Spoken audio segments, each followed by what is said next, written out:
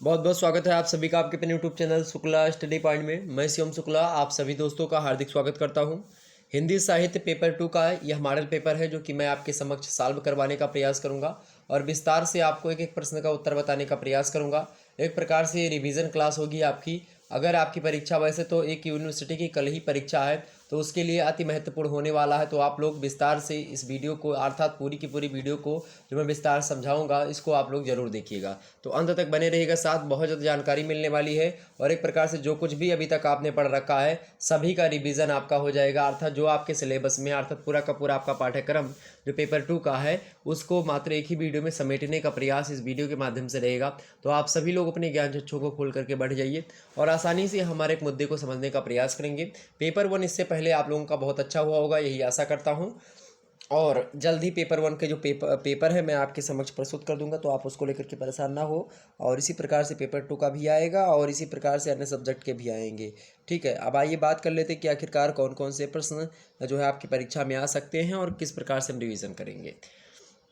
तो इस वीडियो के माध्यम से इसमें हमने 10 अति लघुत्तरीय प्रश्न और यहाँ पर लगभग जो है और उसके बाद में 10 लघुत्तरीय मतलब कि 10 लघुत्तरीय के आसपास और 5 दीर्घोत्तरीय टाइप के प्रश्न हैं। अब उनसे सामना हम करने का प्रयास करेंगे। आइए देखते बढ़ते हैं और आसानी से समझने का प्रयास करते हैं। पेपर 2 का नाम क्या है सबसे पहले जान लेते हैं। हिंदी कथा साहित्य एवं नवीन गद्य विधाएँ। हिंदी कथा साहित्य एवं नवीन गद्य विधाएँ ये आपके पेपर का नाम है। 100% जो है लगभग यहीं से आने का प्रयास रहेगा। हल मॉडल पेपर है ये एक प्रकार से। परीक्षा में जाने से पहले एक बार जरूर देख लीजिएगा। आइए चर्चा करते हैं कि आखिरकार कौन कौन सा जो है प्रश्न आपकी परीक्षा में आ सकता है। बीए द्वितीय वर्ष की परीक्षा के लिए मैं बात कर रहा हूँ। बीए द्वितीय वर्ष हिंदी साहित्य का एक प्रकार से विषय वस्तु है। हल मॉडल पेपर प्रस्तुत किया जाएगा। द्वितीय प्रश्न पत्र यानी हिंदी कथा साहित्य नवीन गद्य विधाएँ मॉडल पेपर है 2022 का। मोस्ट इंपॉर्टेंट क्वेश्चन इसमें रखे गए हैं। ओके, सभी प्रश्नों के उत्तर यहाँ से आपको करने हैं और निर्देश के अनुसार करने, इस बात का मेंशन यहाँ पर कर दिया जाएगा। ऊपर ही आपको 3 खंडों में आपका पेपर बटा हुआ होगा। खंड आ, बा और सा। आ से अति लघुत्तरीय, बा से लघुत्तरीय और सा से दीर्घोत्तरीय टाइप के प्रश्न पूछे जाएंगे।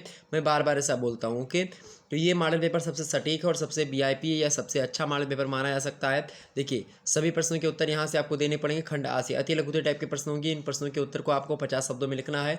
अगर एक प्रश्न का उत्तर आप सही लिखेंगे तो उसके लिए आपको 2 नंबर मिलेगा। इस प्रकार से 10 क्वेश्चन यहाँ से करने पड़ेंगे तो 20 नंबर आपको यहाँ से कुल मिलाकर के मिल जाएंगे।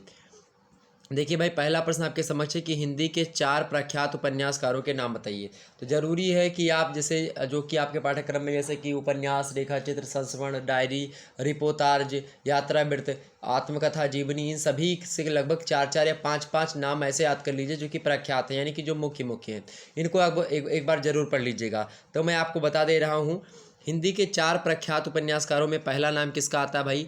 देवकीनंदन खत्री जी का नाम आता है। दूसरा नाम आप लिख सकते हो भगवती चरण वर्मा जी। तीसरा नाम क्या लिख सकते हो? वृंदावन लाल वर्मा। और चौथा नाम आता है उपन्यास सम्राट यानी किसका? प्रेमचंद जी का। ओके, अगर और भी प्रश्न आपको उपन्यास के बारे में बताया जाए, हिंदी का प्रथम उपन्यास परीक्षा गुरु को माना जाता है। किसको माना जाता है भाई?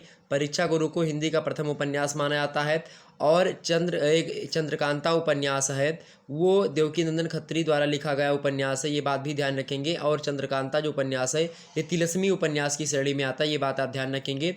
और अगर आपसे पूछे कि आंचलिक उपन्यासकारों के नाम बताइए, आंचलिक उपन्यासकार वही उपन्यासकार होते हैं जो कि गाँव में मतलब कि गाँव के बारे में, यानी उपन्यास क्या होता है? उपन्यास माने होता है कि कहानी का बड़ा रूप या कहानी का बाप बोल सकते हो, अर्थात जो कहानी होती छोटी होती 20 मिनट में पढ़ करके हम समाप्त कर देते हैं, लेकिन जो उपन्यास होता है वो मतलब लंबा होता है, बड़ा होता है। तो उपन्यास जो होता है आपका ये इसमें आंचलिक उपन्यासकारों में यानी गांव प्रवृत्ति यानी गांव को आधार बना करके या फिर वहाँ का स्थान वातावरण गांव का लेकर के जब भी उपन्यास लिखा जाता है तो उसमें उसी को कहते हैं। खास करके फणीश्वरनाथ रेणु और अमृतलाल नागर का नाम जो है आंचलिक उपन्यासकारों में बड़ा जो है कहीं ना कहीं पे अग्रणी रहा है। और फणीश्वरनाथ रेणु आंचलिक उपन्यासकार ही हैं शुरू से। महिला आंचल इनका बड़ा फेमस जो है उपन्यास है किसका? फणीश्वरनाथ रेणु जी का, ये बात ध्यान रखेंगे। अगर आपसे पूछे कि मनोवैज्ञानिक उपन्यासकार कौन है तो अज्ञे जी ये मनोवैज्ञानिक उपन्यासकार हैं। और अज्ञे जी के साथ साथ एक और थे, उनके साथ जैनेन्द्र कुमार। तो अज्ञे और जैनेन्द्र कुमार, सच्चिदानंद हीरानंद वात्स्यन अज्ञे और जैनेन्द्र कुमार, ये कौन से उपन्यासकार हैं? मनोवैज्ञानिक उपन्यासकार हैं। ओके, शेखर एक जीवनी बड़ा फेमस उपन्यास है किसका? अज्ञे जी का, मनोवैज्ञानिक शैली में। ओके, अगर आपसे पूछे कि हिंदी उपन्यास के बारे में और बातें अगर पूछे उपन्यास के बारे में कि उपन्यास कालखंड का विकास किस जो है काल में हुआ, तो आधुनिक काल में, यानी गद्य काल आधुनिक काल को कहा जाता है। और इसी में भारतेंदु युग में ही आप देखेंगे तो जो है इसका विकास प्रारंभ हो जाता है उपन्यास में। लेकिन आधुनिक काल लिखेंगे, भारतेंदु युग आपसे नहीं पूछेगा, आधुनिक काल, तो आधुनिक काल में लिखिएगा। और हिंदी उपन्यास का विकास जो होता है वो आधुनिक काल से प्रारंभ होता है और चलता रहता है। उपन्यास लिखने के लिए कई तमाम सारे तत्व होते हैं, जैसे कि उपन्यास अगर किसी व्यक्ति को लिखना है, सबसे पहली बात उसका कथानक सही होना चाहिए, दूसरी बात उसमें कथोपकथन होना चाहिए, तीसरी बात होती है पात्र योजना उसकी ठीक ठाक होनी चाहिए, चौथा है उसमें देश काल भी होना चाहिए, मेंशन होना चाहिए, पांचवी बात है कि भाषा शैली भी उसमें ठीक ठाक होनी चाहिए, और छठवीं सबसे महत्वपूर्ण चीज़ होती है कोई भी रचना लिखने के लिए कोई ना कोई उद्देश्य होता है, तो छठवां क्या है, उद्देश्य। तो ये उपन्यास के तत्व हैं, यही कहानी के भी तत्व हैं, ये बात आप ध्यान रखेंगे। तो इस प्रकार से आपके समझ में कुछ बातें तो आ ही गई होंगी जो कि हमने आपके समझ प्रस्तुत करी। ओके, आगे बढ़ते हैं और भी मुद्दों को हम समझने का प्रयास करते हैं। उपन्यास सम्राट किसे कहा जाता है, तो प्रेमचंद जी को उपन्यास सम्राट कहा जाता है। इनकी बहुत सारे उपन्यास हैं, जैसे कि आपकी कर्मभूमि, निर्मला, गबन, गोदान, ठीक है। तो ये तमाम सारे उपन्यास हैं जो कि बड़े फेमस हैं। अगर आपसे पूछेगा कि प्रेमचंद के युग के 2 उपन्यासकारों के नाम बताइए, ऐसा पूछ ले कि प्रेमचंद युगीन 2 उपन्यासकारों के नाम बताइए, तो जयशंकर प्रसाद जो हैं ये प्रेमचंद युग के ही उपन्यासकार हैं। और आचार्य चतुर्सेन शास्त्री, कौन, आचार्य चतुर्सेन शास्त्री, ये भी प्रेमचंद के युग के ही उपन्यासकार हैं। जयशंकर प्रसाद जी के उपन्यासों की अगर बात की जाए तो तितली कंकाल इनका बड़ा फेमस उपन्यास है। एक उपन्यास है मृगनयनी, ये भी फेमस है, वृंदावन लाल वर्मा जी का है। तो इस प्रकार से आप समझ सकते हो।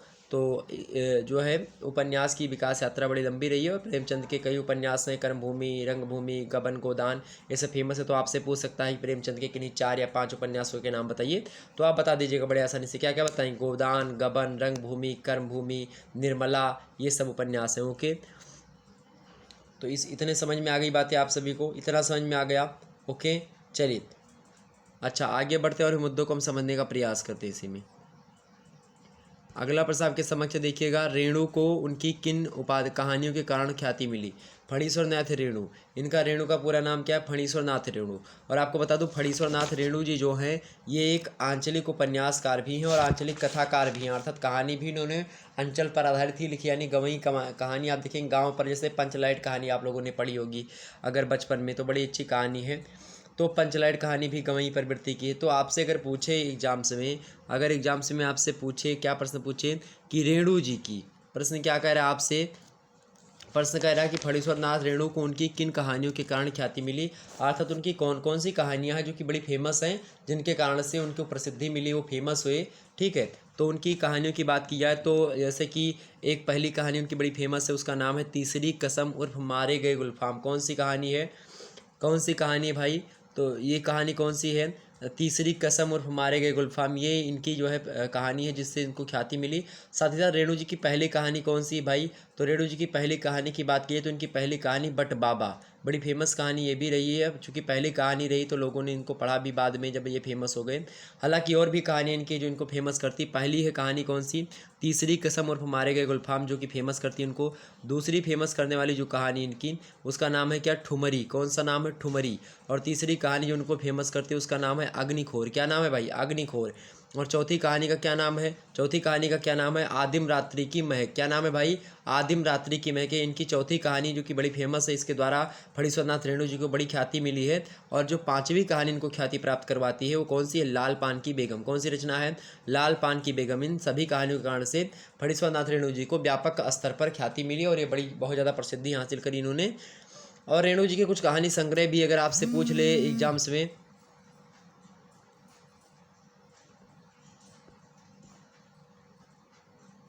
अगर एग्जाम्स में आपसे पूछ ले मेरे प्यारे दोस्तों, एग्जाम्स में क्या पूछ ले, अगर एग्जाम्स में आपसे पूछ ले कि रेणु जी की कहानी संग्रहों के नाम बताइए, ये रेणु जी के 5 कहानी संग्रह के नाम बताइए। इस प्रकार से अगर आपसे कुछ प्रश्न पूछ लिया जाएगा तो आप कैसे लिखेंगे, ये भी बड़ी अच्छी बात है। तो आप एक बार सुन लेंगे, अगर आज तो कल आप आसानी से अगर पूछा था तो लिख देंगे, या रेणु जी से कोई भी प्रश्न पूछा था तो इन कहानियों का अगर मेंशन कर देंगे तो हाँ इन्होंने फला फला फला कहानी संग्रह लिखे, जो कि बड़ी फेमस है अपने क्षेत्र में, जो इनको ख्याति प्राप्त करवाते हैं और इनकी कहानी कला के तत्वों को उकेरते हैं। यह तत्व इनके कहानियों की जो जो भावनाएँ हैं, जो कला शैली हो, व्यापकता के साथ इनके रचनाओं में दिखाई पड़ती है। इस प्रकार से आप बढ़ा चढ़ा करके उसमें लिख सकते हो। बस यही सब होता है लिखने, और बाकी का कोई एग्जैक्ट आप उत्तर थोड़ी ना, कोई ना किताब वाले उतना एग्जैक्ट उत्तर छाप पाएंगे और ना आप उसको उतना एग्जैक्ट लिख पाओगे। अलग अलग छात्र का माइंडसेट अलग अलग होता है और अलग अलग माइंडसेट के साथ उत्तर लिखना चाहिए। इसीलिए तो जो है पेपर लिया जाता है। बाकी पेपर लेने का और कोई मतलब नहीं होता। ये मतलब होता है कि आप में से कौन से प्रतिभा संपन्न हो, कौन ज़्यादा अच्छा कर सकता है, ये चीज़। ओके। अगर कहानी रेणु जी के कहानी संग्रहों के नाम बताइए, तो पहले इनका कहानी संग्रह कौन सी बड़ी फेमस कहानी संग्रह है? ठुमरी। ठुमरी एक कहानी भी है और कहानी संग्रह भी है। दूसरा आदिम रात्रि की महक, ये भी उसी प्रकार से। तीसरा अग्निखोर। चौथा कौन सा है? एक श्रावणी दोपहर की धूप, ये भी कहानी संग्रह इनका। और पांचवा कौन सा है इनका कहानी संग्रह भाई? पांचवा कहानी संग्रह अच्छे आदमी। कहानी संग्रह माने होता है कि ऐसा संग्रह, ऐसी किताब जिसमें फणीश्वर नाथ रेणु जी की कुछ कहानियाँ जो कि एक ही भाव दृष्टि से या फिर एक काव्य कला की दृष्टि से जो है समानता प्रदर्शित करती हैं, उन कहानियों को किसी एक किताब में छापा जाता है, तो उसी को हम कहते हैं कहानी संग्रह। कविता संग्रह भी इसी प्रकार से होता है। हालांकि हम गद्य पढ़ रहे हैं तो हम कहानी संग्रह मतलब कि एक प्रकार से कहानी संग्रह, निबंध संग्रह, इस प्रकार से। ओके, ये सब ध्यान रखेंगे आप। तो कुल मिला करके रेणु जी की बात की है तो इनका जन्म कब होता है भाई? 1921 ईस्वी में रेणु जी का जन्म होता है। निधन इनका 11 अप्रैल 1977 ईस्वी को हो जाता है। ये तमाम सारी चीज़ें आप जाने। आंचलिक कथाकार रहे हैं ये, और इनकी कहानी जो है एक बड़ी फेमस कहानी जिस पर पिक्चर भी बन चुकी है, फिल्म भी बन चुकी है, उसका नाम है तीसरी कसम उर्फ मारे गए गुलफाम। कौन सी कहानी है? तीसरी कसम उर्फ मारे गए गुलफाम, ये बात ध्यान रखेंगे। और भी बहुत सारे कहानीकार हैं, जैसे कि भीषम साहनी जी हो गए। भीषम साहनी जी का जन्म 1915 में होता है। रावलपिंडी में इनका जन्म होता है। अंग्रेजी भाषा से एमए की उपाधि इन्होंने ली थी, और पीएचडी की उपाधि इन्होंने पंजाब विश्वविद्यालय से ग्रहण करी। और साथ ही साथ ये जो है जाकिर हुसैन कॉलेज दिल्ली में स्थित है, वहाँ के जो है अध्यापक भी अध्यापन का कार्य किया वहाँ पर। और साथ ही साथ इनकी एक रचना है तमस। तमस इनका एक उपन्यास है। किसका?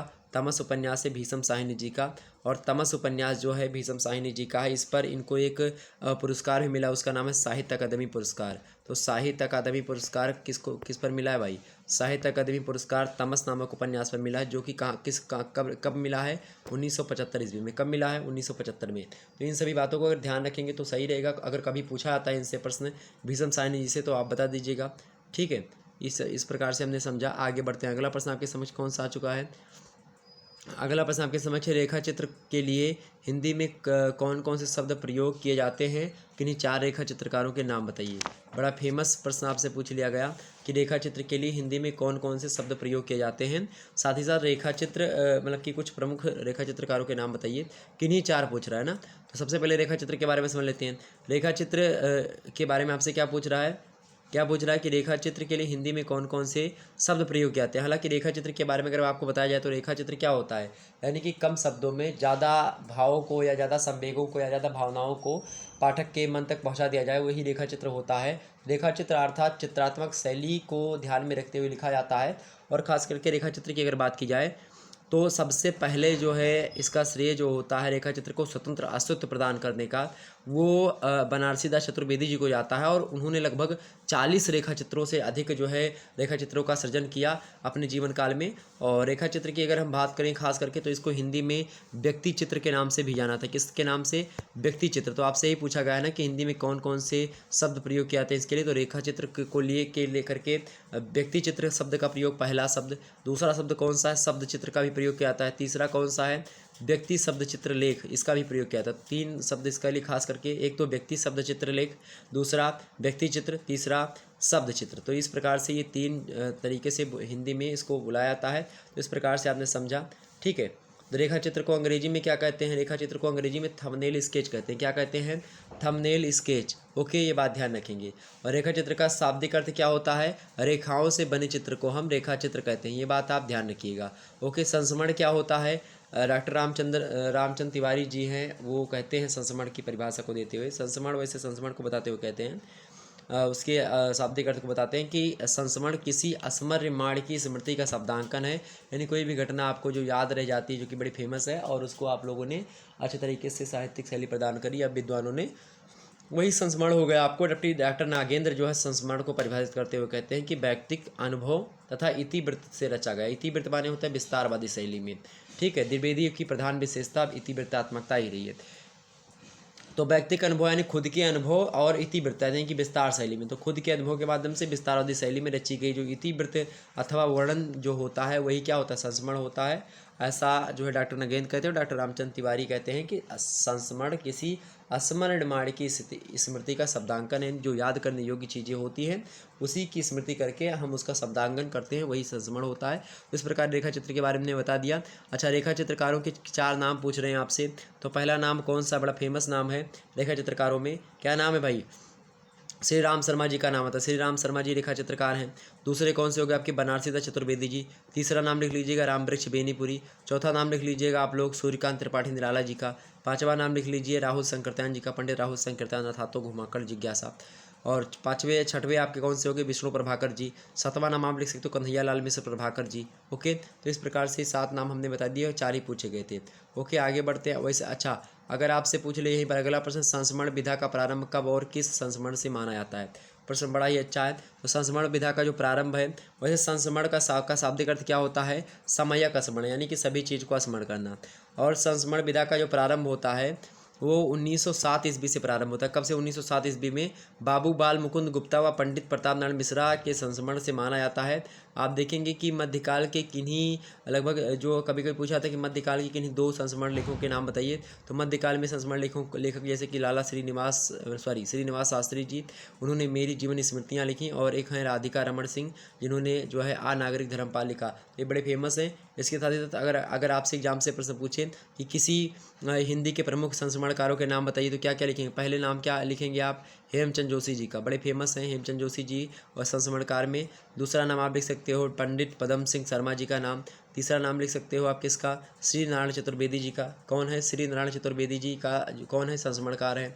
और चौथा नाम आप लिख सकते हो पंडित राम शर्मा आचार्य, श्री राम शर्मा आचार्य, ये संस्मरणकार भी हैं और रेखा चित्रकार भी हैं। ओके, छठवीं बात आप लिख सकते हो महादेव वर्मा जी का, ये भी है संस्मरणकार। और 7वीं राधिका रमण सिंह जी का नाम भी आता है। और 8वें व्यक्ति हैं राजेंद्र लाल हांडा जी। तो इस प्रकार से ये संस्मरणकार हैं। और जो भी आपके पाठ्यक्रम में संस्मरण होगा उसके बारे में आप एक बार ज़रूर पढ़ लीजिएगा। ओके, ये बात ध्यान रखेंगे। आगे बढ़ते हैं। अगला प्रश्न आपके समक्ष 5वां नंबर के उपन्यास के प्रमुख तत्वों के नाम लिखिए। प्रश्न क्या है कि उपन्यास के प्रमुख तत्वों के नाम लिखिए। उपन्यास के प्रमुख तत्वों के नाम हमने आपको बता ही दिए थे। उपन्यास के प्रमुख तत्वों के नाम शुरुआत में हमने बता दिए थे, लेकिन अगर फिर भी आप लोगों को जो है जानना है उपन्यास के तत्व, तो मैं फिर से आपको बता दे रहा हूँ। सबसे पहला उपन्यास का तत्व क्या होता है, उपन्यास की बात की, उपन्यास की परिभाषा क्या होती है। तो अगर आप लिखना चाहें तो इसको शुरुआत में क्या लिखेंगे कि जगत में किसी नवल वस्तु यानी कि जो नई वस्तु होती है उसका सृजनार्थक, उसको पढ़ने में, उसको समझने में, उसको कहीं ना कहीं पे एग्जॉर्ब करने में कुछ विशिष्ट पदार्थों के समन्वय से एक प्रकार से ये सब चीज़ें संभव हो पाती हैं। और इन्हीं प्रमुख पदार्थों को परिभाषित शब्दावली में तत्व कहते हैं। और कहीं ना कहीं पे आप देखेंगे उस उपन्यास निर्माण के लिए यानी उपन्यास लिखने के लिए बहुत सारे तत्वों का सहारा लिया जाता है। उनमें से तमाम सारे यानी कि उपन्यास के प्रमुख तत्व हैं, मैं आपको बता दे रहा हूँ। लगभग वैसे तो 6 माने आते हैं, लेकिन फिर भी आप देखेंगे कि जो लगभग 7, कहीं कहीं पर 6 मुख्य 6 ही हैं।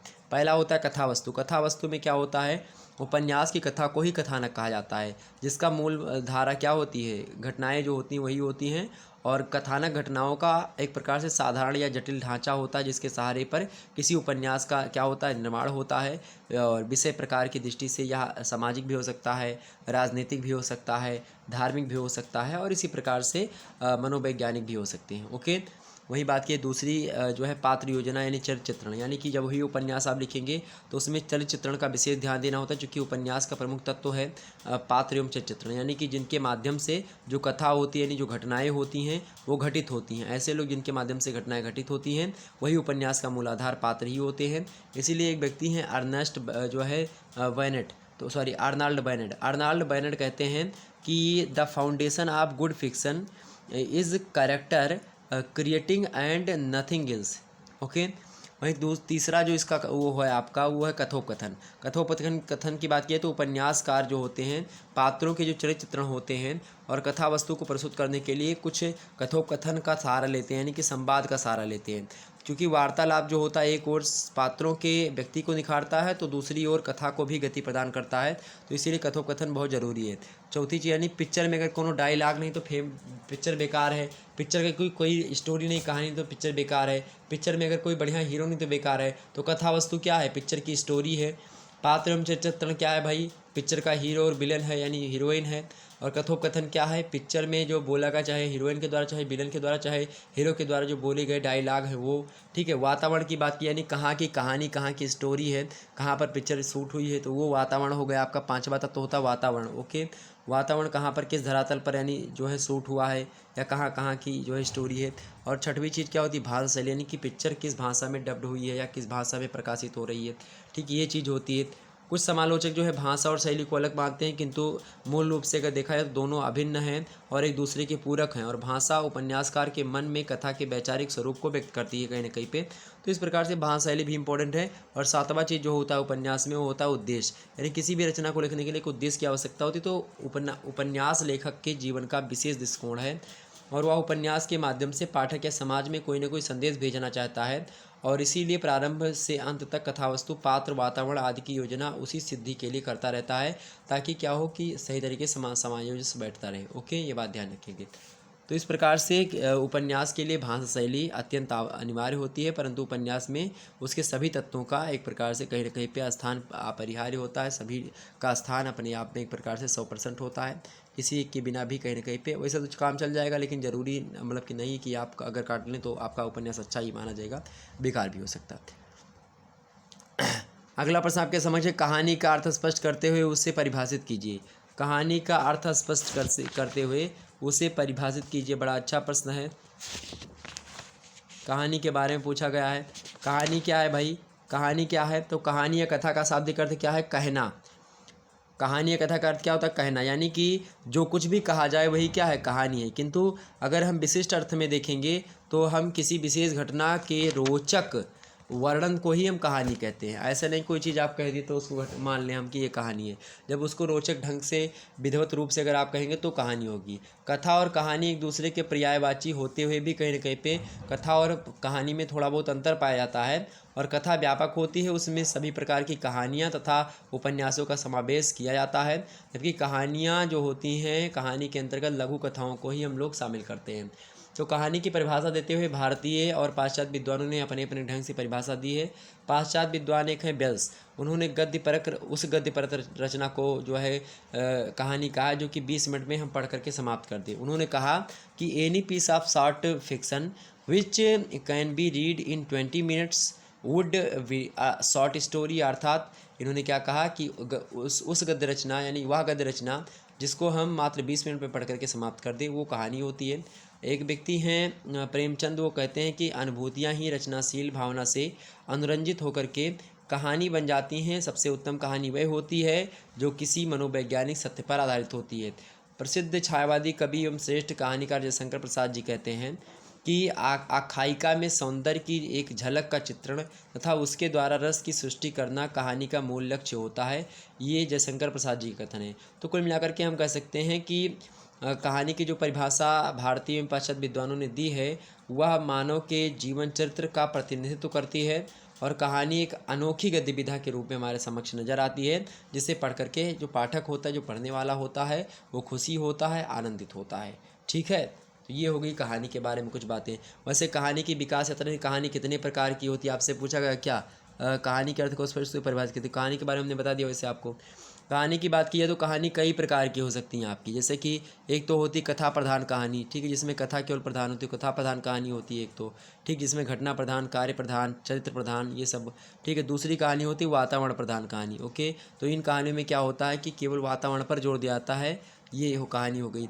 तीसरी कहानी होती है प्रभावपूर्ण कहानी, प्रभाव प्रधान कहानी, यानी कि प्रभावपूर्ण कहानियों का उद्देश्य किसी प्रभाव विशेष की सृष्टि करना होता है और वातावरण, घटना, चरित्र आदि से अधिक महत्व प्रभाव को दिया जाता है। और जो चौथी प्रकार की कहानी होती है विविध प्रकार की कहानियाँ। विविध प्रकार की कहानियों में जो है हास्यपूर्ण ऐतिहासिक कहानियाँ हो गई, प्राकृतिक कहानियाँ हो गई, प्रतीकवादी कहानियाँ हो गई, ये तमाम प्रकार की कहानियाँ लिखी गई। अच्छा, हिंदी की अगर कहानी के बारे में पूछे कि आचार्य रामचंद्र शुक्ला जी ने प्रारंभिक कहानियों का विवरण जो है किस प्रकार से किया था, तो आचार्य शुक्ला ने हिंदी की जो पहली कहानी किसको माना था, हिंदी की पहली कहानी मानी थी उन्होंने इंदुमती को। किसको मानी थी, इंदुमती। किसने लिखी है, किशोरीलाल गोस्वामी ने लिखी है। कब लिखी, 1900 में प्रकाशन में आती है। तो ये पहली कहानी हिंदी की। दूसरी कहानी कौन सी है, गुलबहार। कौन सी कहानी, गुलबहार है, किशोरीलाल गोस्वामी की है, 1902 ईस्वी में लिखी गई। तीसरी कहानी प्लेग की चुड़ैल। तीसरी कहानी कौन सी, प्लेग की चुड़ैल। कौन सी कहानी भाई? पिले की चोरी किसने लिखी है? लाला भगवान दास। किसने लिखी है? सॉरी, मास्टर भगवान दास। कब लिखी? 1902 ईस्वी में लिखी। चौथी जो रचना है यानी चौथी जो कहानी है वो 11 वर्ष का समय है। ये स्वयं शुक्ला जी की ही रचना है, 1903 में प्रकाशन में आती है, 11 वर्ष का समय। और पांचवी रचना है पंडित और पंडितानी, जो कि गिरिजा दत्त वाजपेयी के द्वारा लिखी गई है, 1903 ईस्वी में ये भी रचना लिखी गई है। और छठवीं रचना है दुलाई वाली, जिसको बंग बहिना लिखा है 1907 ईस्वी में। ओके, ये बात ध्यान रखेंगे। इस प्रकार से कहानियों के बारे में हमने आपको समझा दिया, जो कुछ भी हमको बताना था। एग्जाम में प्रश्न पूछे तो आप बता दीजिएगा। अगला प्रश्न आपके समक्ष है कि इंटरव्यू विधा के उद्भव विकास पर प्रकाश डाली। क्या इंटरव्यू जो है इंटरव्यू विधा के उद्भव विकास पर प्रकाश डाली? मोस्ट इंपॉर्टेंट प्रश्न है, इंटरव्यू के बारे में आपसे प्रश्न पूछ रहा है कि इंटरव्यू विधा के उद्भव विकास पर प्रकाश डालिए।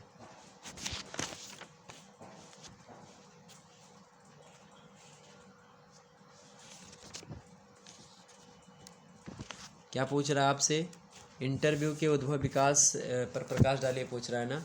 तो क्या लिखेंगे आप इसमें? इस प्रश्न का उत्तर लिखिएगा। अगर इसको लिखना चाहें तो लिखेंगे कि हिंदी साहित्य में या फिर हिंदी में इस विधा का प्रवर्तन का श्रेय किसको जाता है भाई? तो सबसे पहले इंटरव्यू जो विधा है इसको हिंदी में साक्षात्कार कहा जाता है। इंटरव्यू के प्रवर्तक पंडित बनारसी दास चतुर्वेदी जी को माना जाता है। और पंडित बनारसी दास चतुर्वेदी जी ने विशाल भारत जो पत्रिका है उसका संपादन काल जो है में ही सितंबर 1931 ईस्वी में रत्नाकर जी से बातचीत करी, और उसी को शीर्षक यानी रत्नाकर जी की से बातचीत ही शीर्षक रखा उसका, और उसी को इंटरव्यू बना करके प्रकाशित किया। और उसके बाद क्या हुआ कि 1932 ईस्वी में प्रेमचंद जी के साथ 2 दिन लिखा। 1941 ईस्वी में साधना ने एक जो है परिचयांक निकाला, जिसमें साहित्य विषयक गतिविधियों के संबंध में श्रेष्ठ साहित्यकारों के इंटरव्यू प्रकाशित होते रहे। और साथ ही साथ आप देखेंगे कि इसके बाद में डॉक्टर सत्येंद्र कृत साधना के परिचायक में विभिन्न साहित्यकारों से साक्षात्कार, और श्री जगदीश प्रसाद चतुर्वेदी कृत आप देखेंगे जो है भंदत कौशल्यायन द्रष्टव्य, ये तमाम सारी चीज़ें हमको दिखाई पड़ती हैं। तो इस प्रकार से हमने आपको बता दिया कि ये उद्भव विकास किस प्रकार से रहा है। और कहीं ना कहीं पे आप देखेंगे तो इंटरव्यू जो है हिंदी के बहुत से साहित्यकारों के इंटरव्यू जो है कहीं ना कहीं पे आप देखेंगे तो बड़े फेमस हैं। आप यहाँ पर देखिए कि जो है एक व्यक्ति हैं डॉक्टर सत्येंद्र, तो उनकी एक रचना है कौन सी? साधना के परिचायक में विभिन्न साहित्यकारों से साक्षात्कार। और एक जगदीश प्रसाद जी हैं, उनकी रचना है चतुर्वेदी कृत भंदत का जो है कौशल्यायन। और इसी के साथ साथ आप देखेंगे कि बेनी माधव कृत एक रचना है, बेनी माधव कृत कौन सी रचना है? कवि दर्शन। ओके, तो इस प्रकार की रचनाएं हैं। हरियोध, श्याम सुंदर दास, रामचंद्र शुक्ला, मैथिलीचरण गुप्त, स्नेही आदि कवियों और लेखकों के इंटरव्यू भी प्रकाशित होते रहे। तो इस प्रकार से अलग अलग जो है विद्वानों ने अपने हिसाब से इसको जो है डिफाइन भी किया है और अपने अपने हिसाब से बताया है। साक्षात्कार क्या होता है? तो ये पश्चिम यानी कि जो पाश्चात्य समाज यानी कि जो अंग्रेजी साहित्य है उससे हमको ये शामिल करना पड़ा, यानी कि ये विधा जो है मुख्य रूप से हिंदी साहित्य की उपज नहीं है, ये विदेशों की देन है। विदेशों से हम लोग यहाँ पर एग्जार्व किए हैं और हिंदी साहित्य की एक नवीन विधा के रूप में हमारे सामने नजर आती है। ओके, इस प्रकार से इंटरव्यू विधा के उद्भव और विकास पर हमने कुछ प्रकाश आपके समझ डाला, तमाम सारी चीज़ें बताई। वैसे देखेंगे आप कि जो है राम शर्मा आचार्य और तमाम प्रकार के लोग आए हैं जिन्होंने जो है रेखा चित्र को आगे बढ़ाया, सॉरी इंटरव्यू को आगे बढ़ाया, और अलग अलग तरीके से तमाम प्रकार के लोगों से बातचीत हुई आपस में। तो उसके बीच की जो बातचीत है लोगों के वही शामिल हो गई और इस प्रकार से इंटरव्यू आगे बढ़ता रहा। अगला प्रश्न आपके समक्ष है कि यात्रा वृत्त को परिभाषित कीजिए। यात्रा वृत्त, यात्रा वृत्त समझते हैं ना, यात्रा वृत्तांत जिसको आप कहते हैं उसी को यात्रा वृत्त शॉर्ट फॉर्म में बोला जाता है। ठीक है, हालांकि यात्रा वृत्त जो है वो एक विधा है, हिंदी साहित्य की नवीन विधा है, नवीन गद्य विधा है। और हिंदी साहित्य की खास करके अगर हम बात करें तो यात्रा वृत्त उसमें बड़ा ही जो है एक प्रकार से साहित्य के द्वारा मान्य विधा है। और साहित्य के अंतर्गत होने का मूल कारण यह भी है कि इसमें मानवीय संवेदना का भी कहीं ना कहीं पे जो है बड़ी ही मधुरता या शीतलता के साथ स्पर्श रहा है। और यायावर में अनुभव की विविधता भी देखने को मिलती है। साथ ही साथ यह अनुभव मानवीय एक प्रकार से मानवीय विवेक को भी बनाने में सहायता होती है इसमें। और साथ ही साथ यात्रा वृत्तांत में सैलानी के अनुभवों की व्याख्या नहीं होती है। सैलानी एक निश्चित दृष्टिकोण के साथ निश्चित दंडनीय दर्शनीय स्थान को देखने आता है। यानी सैलानी माने होता है जो दर्शक लोग आते हैं, फिर जो टूरिस्ट होते हैं वो, ठीक है। और उनके अनुभव की जो शास्त्रीय कोटि के होते हैं। एक यात्री यात्रा के में अपने पड़ाव और ठिकानों के उन समस्त बिंदुओं का जो है स्पर्श करने की कोशिश करता है, जो कि वहाँ की प्रकृति, वहाँ की संस्कृति, इतिहास कैसा रहा, स्थापत्य कैसा, वहाँ का रीति रिवाज कैसा था, कलात्मक विशिष्टता जो कैसी थी, उसके कारण से उसे अनुभूत हुए हैं। तो वो अपनी रचना में लिखता है इन सभी बातों को, ताकि जब दोबारा कोई व्यक्ति वहाँ पर जाए, अगर उसने यात्रा वृत्तांत पढ़ा है वो, तो अच्छे तरीके से उसको भी कई इस प्रकार से चीज़ें हो सकती मिल जाएँ। तो इस प्रकार से यात्रा वृत्तांत ये बड़ा एक अच्छा कार्य होता है लिखना। और यात्रा में उल्लास और ऊर्जा का भी भाव होता है। साथ ही साथ आप देखेंगे यात्रा की दृष्टि से सूक्ष्मता, संवेदनशीलता, भावुकता, ये इन सभी की पहचान भी होती है। और साथ ही साथ आप देखेंगे कि यात्रा का लिखित रूप ही यात्रा वृत्त का या यात्रा वृत्तांत, यात्रा साहित्य कहलाता है। दूसरे शब्दों में कहें तो यात्रा विशेष का लिपिबद्ध साहित्यिक एवं कलात्मक विवरण यात्रा साहित्य कहलाएगा। एक व्यक्ति हैं डॉक्टर रामचंद्र तिवारी जी, और डॉक्टर रामचंद्र तिवारी जी कहते हैं कि यात्रा वृत्तांतों में देश विदेश के प्राकृतिक दृश्यों की रमणीयता, नर नारियों के विरोध, जीवन संदर्भ, प्राचीन एवं नवीन सौंदर्य चेतना की प्रतीक कलाकृतियों की भव्यता तथा मानवीय सभ्यता के विकास के द्योतक अनेक वस्तु चित्र यायावर के मानस में रूपायित होकर वैयक्तिक रागात्मक ऊष्मा से दीप्त हो चुक जाते हैं। लेखक अपनी जो अपनी बिंबात्मकता होती है, बिंबात्मकता माने होता है कि जैसे कोई चीज़ अगर वो लिख रहा है, तो जैसे वो जा रहा है नाव में बैठ करके, नाव के बारे में वहाँ वर्णन कर रहा है, तो आपको पता चले कि हाँ, आप नाव आपके मन में एक छप जाए और एक जो है खेवैया हो जाए नाव का, और आप बैठे हैं आनंद लेते जा रहे हैं। तो इस प्रकार से जब आपके मन में छप जाए, तो वो मतलब उस शैली में बिंबात्मकता है, यानी कि वहाँ पर बिंबात्मकता शैली का प्रयोग किया गया है। ओके, तो इस सभी बिंबात्मकता, विधायनी, कल्पना शक्ति से जो है उन्हें पुनः मूर्त करके पाठकों की जिज्ञासा कृति को तृप्त करता है। तो इस प्रकार से ये चीज़ें होती है। हालांकि अगर आपसे पूछे कि यात्रा वृत्तांत के तत्वों को बताइए, या यात्रा वृत्तांत लिखने के लिए कौन कौन से तत्व इम्पोर्टेंट है, तो पहला तत्व होता है स्थानीयता। स्थानीयता माने होता है स्थान विशेष के समय, वैभव, उसके प्राकृतिक सौंदर्य, वहाँ का रीति रिवाज कैसा है, आचार विचार कैसे हैं, आमोद प्रमोद, इन सभी का जो है कहीं ना कहीं पे जो उसमें स्थान होना चाहिए। तो ये सब क्या होते हैं, ये सब स्थानीयता के अंतर्गत आते हैं। दूसरा, आपका उपन्यास लिखते समय आपको क्या ध्यान देना होता है, तथ्यपरकता। तथ्यपरकता माने क्या होता है कि जो विशेष जिस स्थान के बारे में या जिस स्थान के बारे में आप यात्रा वृत्तांत लिख रहे हैं, उसके बारे में आपके पास समग्र जानकारी देने के लिए पाठक के पास जो है तथ्यान्वेषी कहीं ना कहीं पे दृष्टिकोण होना चाहिए। यानी तथ्यों के परख, यानी कि जो भी बात कहे तो उसको लगे कि हाँ, पाठक को कि यह सही बातें ही बोल रहा है, ऐसा ना लगे कि उसको झूठ लग रही है बातें। तीसरी बात यह है कि आत्मीयता का होना बहुत जरूरी है। आत्मीयता, ठीक है, आत्मीयता। तो आत्मीयता मतलब होता है कि जो लेखक मान लेते जिन स्थानों या स्मारकों को या दृश्यों को देख करके उसका वर्णन कर रहा है, जिसको देखा उसने, उसमें आत्मीयता होने का मतलब कि इस प्रकार से लगना चाहिए कि आत्मीयता का संस्पर्श भी जो है हो रहा है। चौथी बात है व्यक्तिकता, यानी कि यात्रा में स्वयं की जो रुचियाँ होती हैं पाठक की, जो है लेखक की, तो स्वयं की उसकी रुचि, कुछ अनुरुचि होती, कुछ पसंद है, कुछ नहीं पसंद है, कुछ अनुभूति अंदर से करता है, तो उन सभी के बारे में भी कहीं ना कहीं पे अगर उसमें मेंशन हो ज़्यादा बेटर रहता है। पांचवी चीज़ है कि काल्पनिकता भी थोड़ी बहुत अगर हो जाए तो दिक्कत मतलब नहीं होगी, उसमें चलेगा, अच्छा रहेगा। यात्रा वृत्तांत में यथार्थ निर्दर्शन के साथ साथ कल्पना का भी समावेश होना चाहिए, और अगर कल्पना नहीं होगी तो हो सकता है उसमें थोड़ा सा मक्खन जो होता है वो ना मिल पाए। तो अगला प्रश्न आपके समक्ष आ चुका है, देखिएगा 9वां नंबर है कि डायरी लेखन के कितने रूप मिलते हैं। डायरी लेखन के कितने रूप मिलते हैं भाई, बड़ा फेमस प्रश्न है एग्जाम पॉइंट ऑफ व्यू से। डायरी लेखन के कितने रूप मिलते हैं, आपसे प्रश्न क्या पूछा गया है कि डायरी लेखन के कितने रूप मिलते हैं। फटाफट से एक बार बताने का प्रयास करें जितने भी लोग देख रहे हैं, डायरी लेखन के कितने रूप मिलते हैं।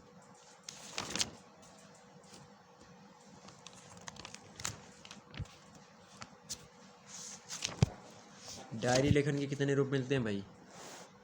डायरी जानते हैं क्या है, डायरी समझ रहे हो क्या है डायरी। दैनंदिनी इसको कहा जाता है, दैनंदिनी को ही क्या कहा जाता है भाई, डायरी कहा जाता है। दैनंदिनी मतलब क्या होता है, डायरी।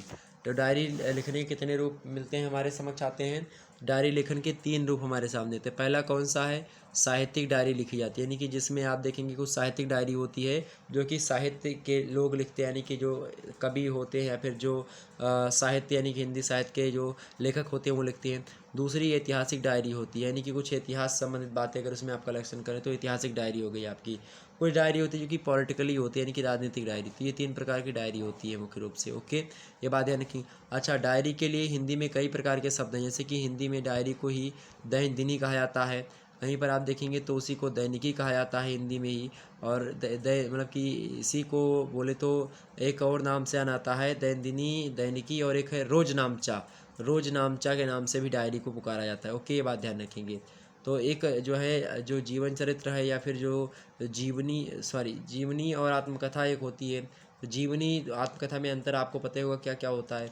आत्मकथा कवि जो होता है या फिर जो लेखक होता है वो अपने जीवन के बारे में खुद अपने हाथों से लिखता है, वो आत्मकथा है। लेकिन जब किसी व्यक्ति की या किसी फेमस व्यक्ति की आत्मकथा को या किसी फेमस व्यक्ति की आत्मकथा को कोई दूसरा लेखक जो होता है लिखता है तो उसी को जीवनी कहते हैं। ओके, ये बात ध्यान रखेंगे। अगला प्रश्न आपके समक्ष पूछा जा रहा है। अगला प्रश्न है कि मधुशाला कृति के लेखक कौन है। तो मधुशाला के लेखक कौन है भाई, बच्चन जी। मधुशाला के लेखक कौन है, बच्चन जी। हरिवंश राय बच्चन जी मधुशाला के लेखक हैं। बच्चन जी की बात की जाए तो बच्चन जी जो हैं आपके बड़े फेमस कवि भी हैं और गद्य लेखक भी रहे हैं। ये कौन, बच्चन साहब अपने। और ये अमिताभ बच्चन जी के पिताजी हैं, बात भी आप ध्यान रखेंगे। और हरबंस राय जी के बच्चन का पिताजी, हरिवंश राय बच्चन जी के पिताजी का क्या नाम है भाई, प्रताप नारायण श्रीवास्तव इनके पिताजी का नाम था। और इनके लड़के कौन है, अमिताभ बच्चन जी, बड़े फेमस कलाकार, महानायक हिंदी से फिल्म जो है जगत के। तो इस प्रकार से इनकी रचना कौन सी भाई, मधुशाला कृति जो है हरिवंश राय बच्चन जी की ही है। ओके, ये बात ध्यान रखेंगे। तो इस प्रकार से आपने 10 प्रश्नों को अति लघु उत्तरीय के समझा। आइए अब हम लघु उत्तरीय प्रश्नों को समझते हैं, यानी खंड बा के 200 शब्दों में एक प्रश्नों के उत्तर को आप लिखना है। एक बार सभी लोग वीडियो को लाइक और शेयर कर दीजिएगा। जितने भी लोग देख रहे हो सभी लोग एक बार वीडियो को लाइक और शेयर कर दीजिएगा। कुछ जानकारी तो आप आसानी से पा ही रहे हो एक वीडियो के माध्यम से। अब ऐसा देखिए बहुत सारी जानकारी, और इससे पहले अगर आपको और जानकारी देनी है तो एक पेपर हमने और बनाया है आपका भी, जो है 8-9 दिन पहले वीडियो डाली है, आप लोग उसको ज़रूर देख लीजिएगा। उसमें हमने रिवीजन क्लास 2022 लिखा होगा आपको, तो वो वीडियो ज़रूर देख लीजिएगा। उसमें हमने प्रश्न उत्तर के बारे में बताया, लिख करके उत्तर को भी बताया। ओके, आप देख लीजिएगा उसको। अगला प्रश्न है कि प्रसाद जी की भाषा शैली पर प्रकाश डालिए। प्रश्न क्या है, प्रसाद जी की भाषा शैली पर प्रकाश डालिए। ओके, अच्छा, यहीं पर लघु उत्तरीय में आपसे यही पूछा है, कहानी संचयन से प्रश्न आएंगे। कुछ जो है और भी, जैसे कि जो भी उपन्यास शामिल है उससे प्रश्न आएंगे। इसी प्रकार से आपके यहाँ पर प्रश्न आते रहेंगे और आप लोग करते रहिएगा, मतलब व्याख्या करने को लेकर के। तो वो मैं यहाँ पर नहीं बताऊँगा, चूँकि वो बताऊँगा थोड़ा लंबा हो जाएगा वीडियो, इसीलिए मैं सोचता हूँ आप कम समय में ज़्यादा चीज़ें आपको बता दी जाएँ। तो प्रसाद जी की भाषा शैली एग्जाम में आ सकती है। प्रसाद जी को जानते हैं आप लोग, जयशंकर प्रसाद, छायावाद के प्रतिनिधि कवि के रूप में, प्रवर्तक भी कहीं ना कहीं पे विद्वानों ने उनको माना है। छायावाद के प्रवर्तन का श्रेय किसको जाता है, जयशंकर प्रसाद जी को जाता है, बहुत सारे विद्वान मानते हैं। ओके, और आप देखेंगे जहाँ एक और राष्ट्र कवि मैथिली शरण गुप्त रहे हैं, प्रकृति के सुकुमार कवि सुमित्रानंदन पंत रहे हैं, वहीं जयशंकर प्रसाद की बात की जाए तो ये पहले जमाने के ब्रह्मा माने जाते हैं, छायावाद के ब्रह्मा, और जो है छायावाद के 4 स्तंभों में से एक रहे हैं जयशंकर प्रसाद। ये काव्य में रचनाएं तो लिखते ही हैं, और साथ ही काव्य में रचनाओं के लिखने के बाद में ये गद्य में भी बहुत सारी रचनाएं लिखी इन्होंने, और बहुत ज़्यादा हिंदी साहित्य को अमूल निधि प्रदान करी है जयशंकर जी ने। और प्रश्न क्या आपसे पूछा गया है, प्रश्न आपसे पूछा गया कि प्रसाद की कहानियों की, मतलब कि प्रसाद की भाषा शैली जो है, यानी इन्होंने कौन कौन सी भाषा का प्रयोग किया है, तो इनकी भाषा शैली पर प्रकाश डालिए। आपसे ऐसा प्रश्न पूछ सकता है कि प्रसाद जी ने अपनी रचनाओं में सांस्कृतिक निष्ठ या संस्कृत निष्ठ का भाषा का प्रयोग किया। तो बिल्कुल प्रसाद जी की रचनाओं में आप देखेंगे इनकी कहानियों में इनकी जो भाषा शैली है वो लगभग वही रूप उसका है जो उनके नाटकों का है। आप देखेंगे जो कहानियों की भाषा है वही नाटकों की भाषा है, और उनकी भाषा के 2 रूप हमारे सामने आते हैं। पहला रूप है आपका व्यवहारिक भाषा रहती कुछ, और दूसरी इनकी जो भाषा का रूप है वो कौन सा, सांस्कृतिक प्रधान भाषा है। तो व्यवहारिक भाषा का प्रयोग उनके उपन्यासों में सबसे ज़्यादा अधिक मात्रा में किया गया है, और उनकी कहानियों में और नाटकों में आप देखेंगे तो संस्कृत प्रधान भाषा का प्रयोग दिखाई पड़ेगा। और ऐतिहासिक वातावरण का चित्रांकन करने के लिए ही उन्हें अपनी भाषा को संस्कृत प्रधान बनाना पड़ा, और भाषा में प्रवाह, प्रभाव और काव्यात्मकता हर जगह पर आप देख सकते हो इनकी रचनाओं में, चाहे गद्य हो चाहे पद्य। और जो गद्य काव्य का भी आनंद जो है देती है इनकी रचनाएं। और अपनी सरस अलंकृत और काव्योपम पद शैली में के कारण क्या हुआ है कि प्रसाद की कथा साहित्य ने एक नवीन साहित्यिक शैली की नींव डाली थी, जो उन्हीं के द्वारा प्रौढ़ और विकसित की गई। उनकी शैली जनसाधारण के लिए भले ही दुरूह हो सकती है, किंतु साहित्य अनुरागियों के लिए उसमें विशेष आकर्षण छिपा हुआ दिखाई पड़ता है। और प्रसाद जी की अगर बात की जाए तो प्रसाद जी की कहानियों में मुख्य रूप से 3 प्रकार की शैलियों का प्रयोग दिखाई पड़ेगा आपको। कौन कौन सी है? पहली तो है भाई नाटकीय शैली। कौन सी है? पहली है ऐतिहासिक एवं नाटकीय शैली। इसमें क्या होता है, आकाशदीप कहानी जो है इनकी, वो कहानी का प्रारंभ इसी शैली में होता है, ऐतिहासिक शैली और नाटकीय शैली में। दूसरी जो इनकी शैली है उसका नाम क्या है? चारित्रिक शैली। यानी कि इस शैली का में आप देखेंगे, चारित्रिक शैली में एक ही पात्र संपूर्ण कथा का उत्तम पुरुष में जो है लगभग बना रहता है और वही रहता है। जैसे जो है आंधी, बेड़ी, ग्राम गीत, छोटा जादूगर एक ही रचना है, चित्र वाले पत्थर, ये सभी जो कहानी है प्रसाद जी की हैं, इनमें आप देखेंगे तो इसमें चरित्र शैली का प्रयोग किया गया है। वहीं बात की है तीसरी प्रकार की जो शैली है इनकी कहानियों को लिखने की, वो कौन शैली भाई? तो प्रसाद जी की तीसरी प्रकार की जो शैली इन्होंने लिखी है वो कौन शैली है? वो पत्र शैली है। यानी कि इस शैली का प्रयोग, पत्र शैली का प्रयोग आप देखेंगे तो देवदासी कहानी में ही जो है दिखाई देता है।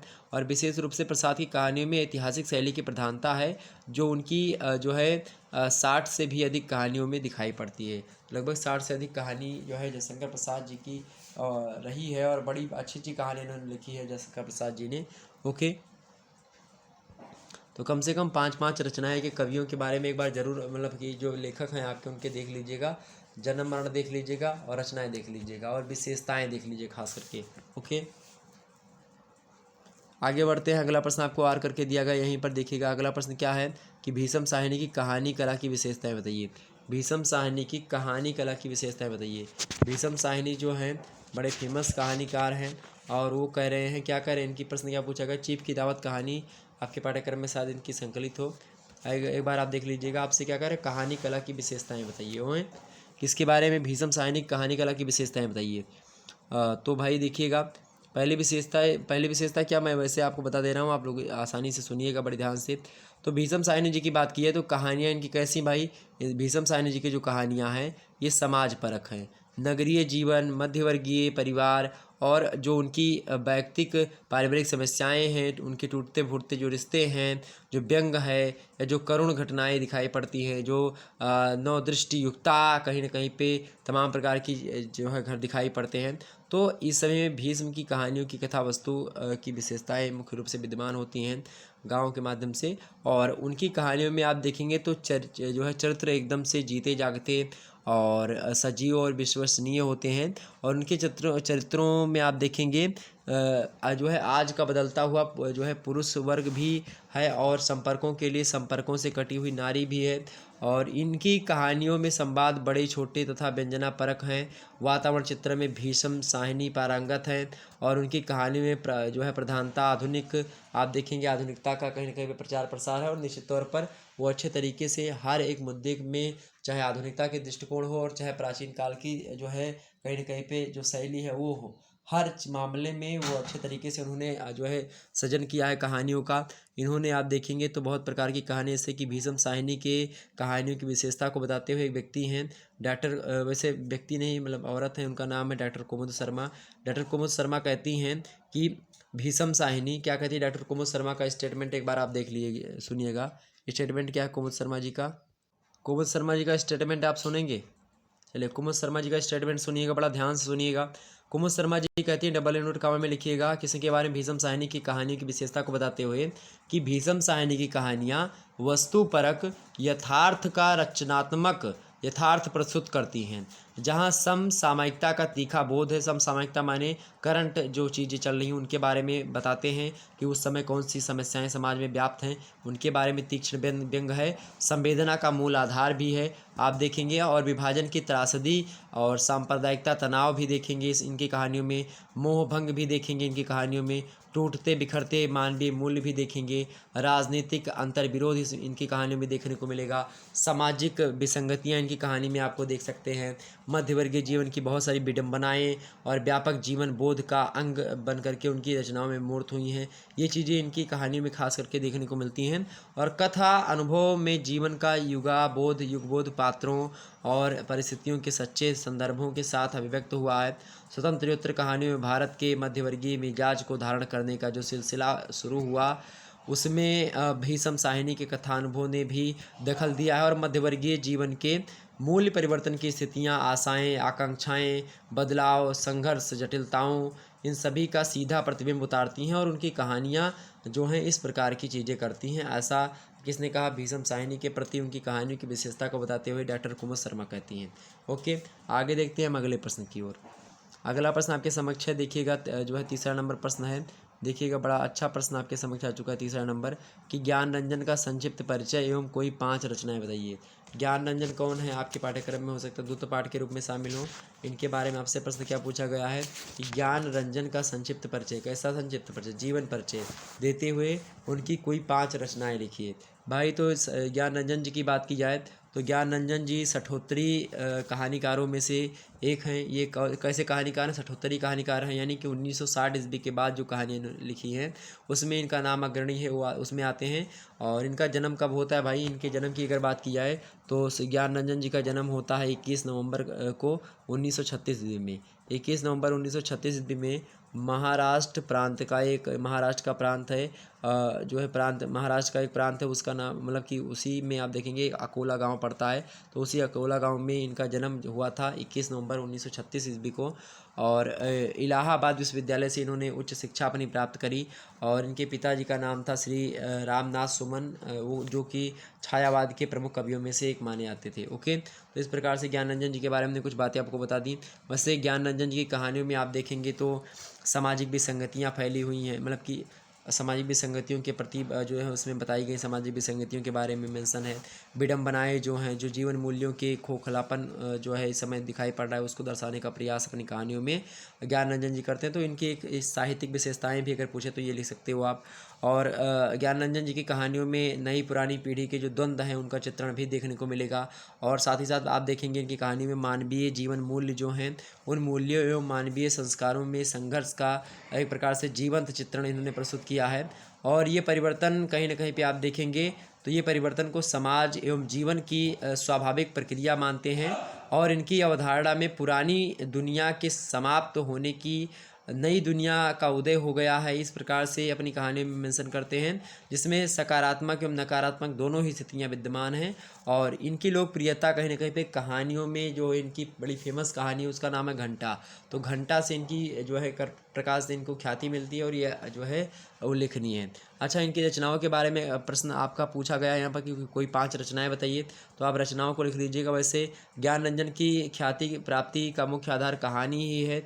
और 1964 ईस्वी में इनकी एक कहानी आती है फेंस के इधर उधर। क्या कहानी है? फेंस के उधर उधर, पहली कहानी। दूसरी कहानी कौन सी? 1971 में आती है, उसका नाम है यात्रा। ओके, दूसरी कहानी। तीसरी कहानी कौन सी है? 1970 में प्रकाशन में आती है क्षणजीवी। ये भी कहानी बड़ी फेमस है। और इनकी चर्चित कहानियों में आप देखेंगे तो अनुभव कहानी बड़ी फेमस है बहुत ज़्यादा। और दूसरी चर्चित कहानियों में आप देखेंगे तो अमरूद का पेड़, तीसरी है छलांग, चौथी है फेंस के इधर उधर, पांचवी है पिता एवं घंटा। तो ये कहानियाँ बड़ी फेमस हैं। और इन्होंने एक पत्रिका का भी संपादन किया ज्ञान रंजन जी ने। उस पत्रिका का क्या नाम है भाई? वो पत्रिका कौन सी है आपकी? वो पहल नामक पत्रिका का संपादन भी ज्ञान रंजन महोदय ने किया है। ओके, आगे बढ़ते हैं। और करके आपको दिया गया है अथवा करके प्रश्न। ये प्रश्न क्या है कि शिवमूर्ति के रचना संसार का उल्लेख कीजिए। शिवमूर्ति के रचना संसार का उल्लेख कीजिए। शिवमूर्ति जी की बात की जाए तो शिवमूर्ति के रचना संसार की अगर बात की, वैसे शिवमूर्ति जी की अगर बात की जाए तो शिवमूर्ति का जन्म एक प्रकार सुप्रसिद्ध कथाकार रहा है शिवमूर्ति जी रहे हैं। इनका जन्म कब हुआ था? 11 मार्च 1950 को इनका जन्म होता है। कब? 11 मार्च 1950 को। कब होता है, मतलब कहाँ पर होता है? तो यूपी के ये है, सुल्तानपुर जनपद है, उसी सुल्तानपुर में रामगंज एक जगह पड़ती है। उसी रामगंज के नज़दीक ही कुरंग नामक गांव है, उसी गांव में इनका जन्म हुआ था 11 मार्च 1950 ईस्वी को। और इनकी माता जी का नाम क्या था भाई? रामरती। और पिताजी का क्या नाम है? महावीर प्रसाद द्विवेदी इनके पिताजी का नाम था। प्रारंभिक शिक्षा इनकी कहाँ से हुई थी? प्राथमिक विद्यालय दुर्गापुर से हुई थी। पूर्व प्राथमिक शिक्षा इनकी रामगंज में हुई। महात्मा गांधी इंटरमीडिएट कॉलेज सुल्तानपुर से इंटरमीडिएट की परीक्षा उत्तीर्ण की इन्होंने। और गणपत साहेब जी कॉलेज सुल्तानपुर से इन्होंने क्या किया? स्नातक परीक्षा उत्तीर्ण करी। और उसके बाद में प्रांतीय प्रशासकीय मतलब प्रशासनिक सेवा के लिए चयनित हो जाते हैं ये। और वर्तमान में जो है श्री शिवमूर्ति जी ग्रामीण जीवन को रूपायित एवं चित्रित करने वाले प्रमुख कथाकार हैं, और इन्हें जो है कहीं ना कहीं पे कसाई बाड़ा कहानी जो है उस कसाई बाड़ा कहानी से विशेष प्रसिद्धि मिलती है। अच्छा, शिवमूर्ति के रचना संसार के बारे में आपसे पूछ रहा है। रचना संसार क्या होगा, आप देखेंगे क्या लिखेंगे इसमें। तो शिवमूर्ति जी ने प्रारंभिक रचनाकार मतलब अलग अलग प्रकार से मतलब कि इनकी कई रचनाएं हैं। तो प्रारंभिक रचना संसार में इनकी 2 कहानी संग्रह बड़े फेमस है। पहला है 1991 में प्रकाशन होता है कहानी संग्रह का, उसका नाम है केसरी कस्तूरी। क्या है, केसरी कस्तूरी। और दूसरी रचना कौन सी है इनकी, दूसरी रचना कौन सी है कहानी संग्रह, वो उसका नाम क्या है भाई, कच्ची कानून। क्या नाम है, कच्ची कानून। 2017 में प्रकाशन में आती। कब, 2017 में। ओके, ये बात ध्यान रखेंगे। और भी इनकी रचनाएं जैसे कि इनकी 1993 ईस्वी में त्रिशूल रचना, जो कि एक प्रकार से किस पर है भाई, त्रिशूल जो है वो बाबरी मस्जिद विध्वंस पर आधारित रचना है। और दूसरी इनकी कौन सी रचना है, 2002 में प्रकाशन में आई तर्पण। तर्पण जो रचना है दलित चेतना को दर्शाती है। तीसरी रचना जो इनकी है कौन सी है, 2008 में जो है प्रकाशन में आती है आखिरी कलाम, सॉरी आखिरी छलांग। आखिरी छलांग जो किसकी रचना है, तो ये है आखिरी छलांग जो है एक कृषक जीवन की मतलब करुण गाथा है, जो कि किसकी रचना है, तो ये रचना है शिवमूर्ति जी की। ओके, तो इस प्रकार से आप लोगों ने देखा। आगे हम बढ़ते हैं।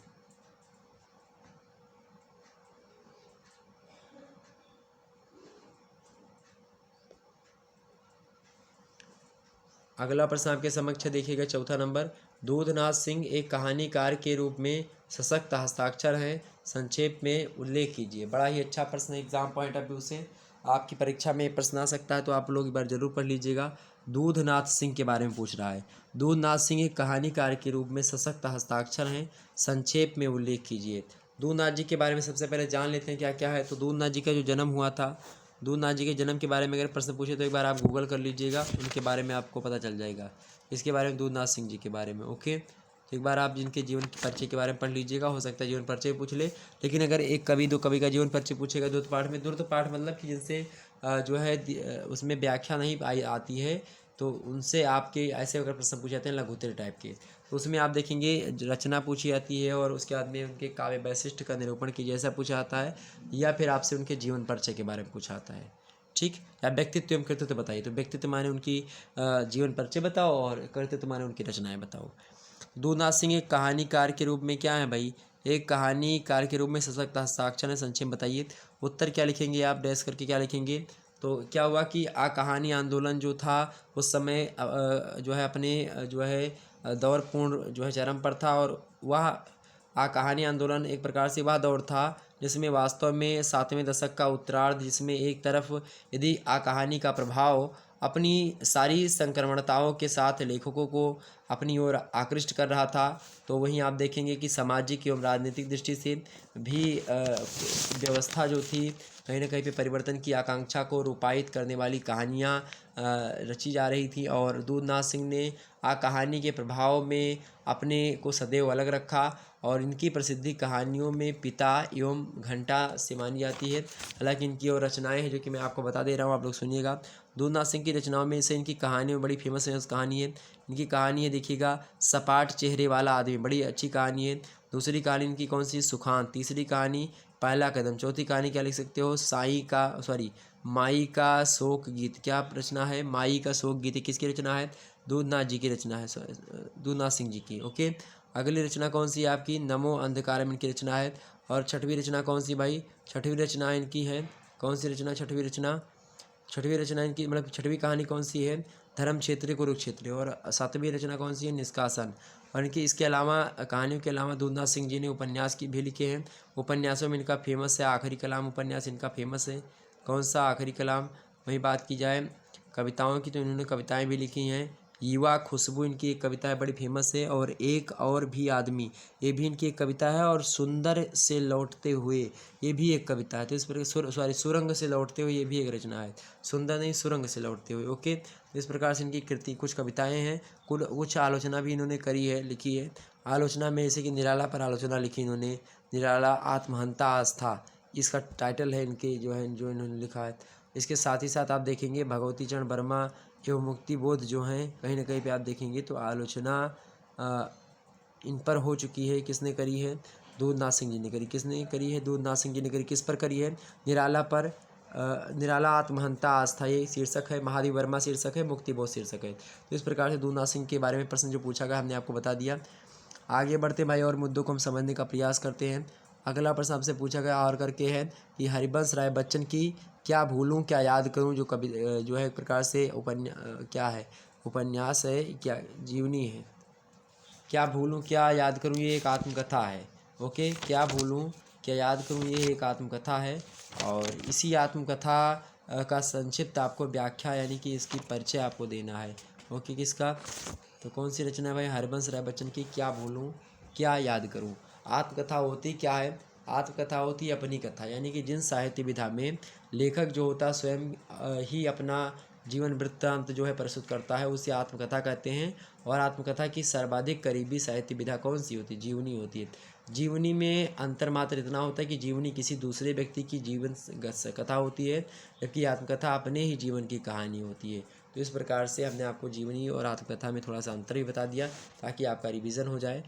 अब चलते हैं हम हरिवंश राय बच्चन जी की जो रचना है क्या भूलूं क्या याद करूं आत्मकथा, इसका हम जो है क्या करते हैं, परिचय देते हैं और जानते हैं कि आखिरकार इसमें क्या क्या है। ओके चलिए, एक बार जितने भी लोग देख रहे हो फटाफट से वीडियो को लाइक और शेयर कर दीजिएगा और कल जा करके तबाही मचा करके आइएगा। और मॉडल पेपर और भी एक मॉडल पेपर बहुत पहले पड़ा हुआ है। और इसके अलावा आप देखेंगे तो 10-12 दिन पहले एक हमने रिवीजन क्लास दी थी, उसको भी आप लोग देख लीजिएगा। ओके, तो अगला प्रश्न ये है हरिवंश राय बच्चन वाला प्रश्न देखिएगा। तो क्या भूलूं क्या याद करूं जो इनकी रचना है ये एक आत्मकथा है और हिंदी साहित्य में हालावाद के जनक माने जाते हैं। कौन? हरिवंश राय बच्चन, उन्हीं के द्वारा लिखी गई है। और इसका प्रथम संस्करण जो है वो 1969 ईस्वी में प्रकाशित होता है। और हिंदी का या हिंदी के सर्वाधिक चर्चित आत्मकथाओं में से एक आत्मकथा है क्या भूलूं क्या याद करूं। और इस कृति के शीर्षक से ही स्पष्ट चलता है कि लेखक जो है कहीं ना कहीं पे आप इस जो है कृति के माध्यम से देखेंगे, तो इस रचना के माध्यम से आप देखेंगे कहीं ना कहीं पे जो लेखक है आपका मेरे प्यारे दोस्तों, लेखक जो है या फिर जो 1900 कब प्रकाशित हुई थी? 1969 में प्रकाशित हुई थी ये रचना। और इसमें क्या होता है कि जो शीर्षक है उसी से स्पष्ट हो जाता है कि लेखक जो होता है वो अपने निजी और सार्वजनिक जीवन में ऐसी घटनाएं घटित हुई होंगी जो कि जिसका उल्लेख वह करना चाहता है, यहाँ करना चाहता है। इसीलिए वो कहता है क्या भूलूं क्या याद करूं। और पर किनका करे किनका ना करे ऐसा उसके मन में भरता तो तय नहीं कर पाता है कि आत्मकथा की उस संस्कृति से हमारा परिचय कराती है जिसकी क्या होती है, जिसकी ज़रूरत कहानी और उपन्यास जैसी विधाओं में भी कथाकार महसूस नहीं करते हैं। साथ ही यह आत्मकथा बच्चन की जी के काव्य संग्रह या काव्य साहित्य के मूल्यांकन के लिए अनेक ऐसे स्रोतों की जानकारी देती है जिसके विषय में या जिनके विषय में हिंदी साहित्य अब तक जो है अनभिज्ञ रहा है, नहीं जानता था। और इस आत्मकथा में आप देखेंगे जीवन के अनेक रूपों की संदर्भ सहित व्याख्या आपको मिलेगी और वह अन्य आत्मकथाओं में कम ही देखने को मिलती है।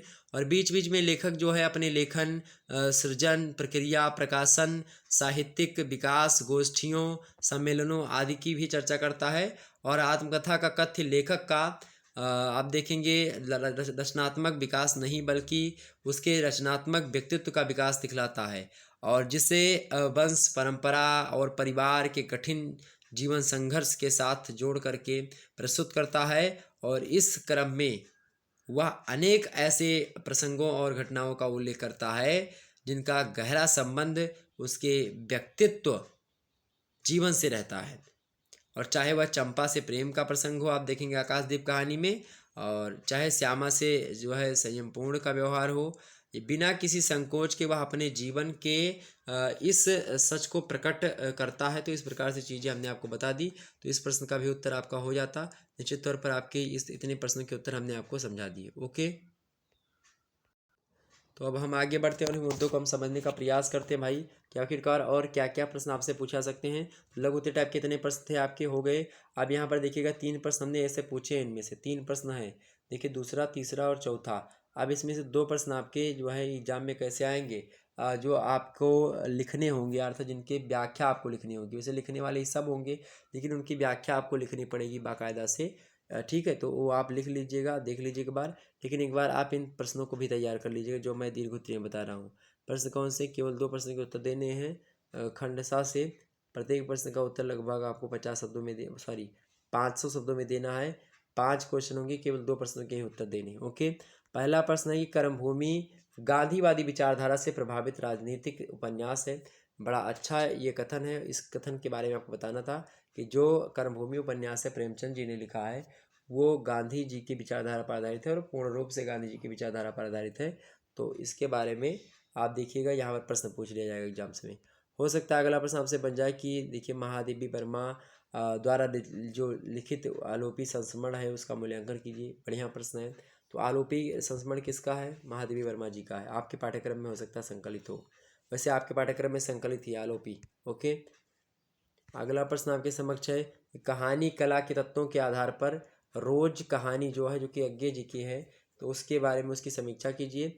वहीं अगला प्रश्न आपसे पूछा गया था कि विष्णु प्रभाकर द्वारा लिखित दिशाहारा यानी कि जो आवारा मसीहा है दिशाहारा, उसको कि शरद चंद्र चटर्जी की जीवनी का एक अंश है की समीक्षा कीजिए। ये कथन किसी ने लिखा है।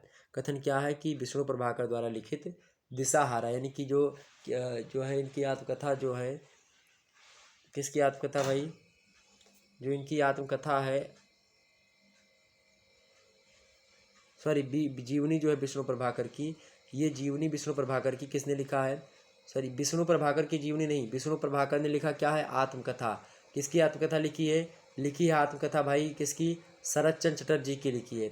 लेकिन अब कुछ की वो दूसरे की लिखी गई, इसलिए वो क्या बन गई? जीवनी बन गई आपकी जाकर के। ओके, तो यही प्रश्न है कि विष्णु प्रभाकर द्वारा लिखित दिशाहारा जो कि शरद चंद्र चटर्जी की जीवनी का एक अंश है, उसकी समीक्षा आपको करनी थी। ओके, करनी है। और अगला प्रश्न आपसे पूछा जा सकता है एग्जाम्स में कि राम वृक्ष बेनीपुरी द्वारा लिखित बाल गोविंद भगत की समीक्षा कीजिए।